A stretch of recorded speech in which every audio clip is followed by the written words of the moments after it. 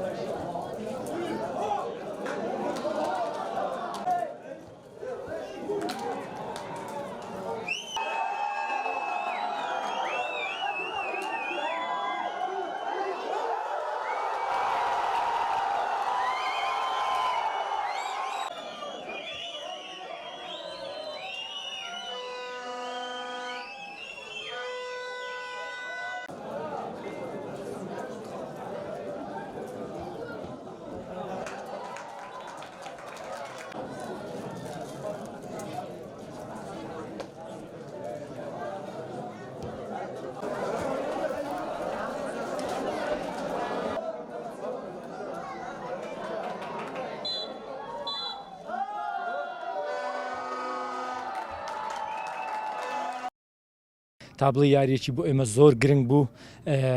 مستحقی برنەوە بووین یعنی بە باشی خۆمان حازر کرد لە ئەو یاریە یعنی هەوڵی ئەوەندەدا سێ خاڵی هەرچۆنێک بە سێ خاڵ یاریەکە بەنەست بێنین سەرەتایەکی زۆر باشمان دەست پێ کرد ئەگە بینەر یاریەکە بن و بزانام چار پێن فرسە حەقیقی لە ناو گۆڵ موفق نەبوون گۆچەکان زۆر بە باشی دەرکەوت لە هەڵەیەکی یعنی با بڵین لە یەک هەجمەی ئەوان توانیان گۆڵێک تۆمار بکەن بۆ ئەوەی شپرزەی و یاریزانانی ئێمە کە نەتوانین گۆڵی بەرامبەر و سەرکەوتن تۆمار بکەین تا دوا خولەکەکان یعنی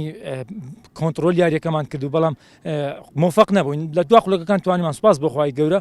گۆڵی بەرامبەر تۆمار بکەن یعنی با بڵین یاریەکی زۆر باش و ئەدایەکی زۆر باشمان پێشکەش کرد